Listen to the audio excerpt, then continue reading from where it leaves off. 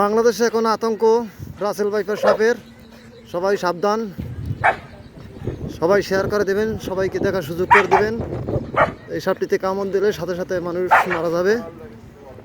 এই সাপটি এখন অনেকবারই আঙ্গিনাতে খাটের নিচে দেখা যাচ্ছে। সবাই সাবধান। সাপ পাতা, যে অনেকে পাতা রাখছেন বস্তার ভিতরেও থাকতে পারে, তাই আগে একটা লাঠি নিয়ে হাতে সবাই বস্তায় বাড়ি দেন। এইসব জায়গা ময়লা আছে, এইসব জায়গা আগে বাড়ি দিয়ে নেন, সাপ থাকলে বেরিয়ে আসবে। সবাই সাবধানতা অবলম্বন করবেন, কারণ এটি এখন বাংলাদেশের একটি আতঙ্কের নাম রাসেল ভাইপার।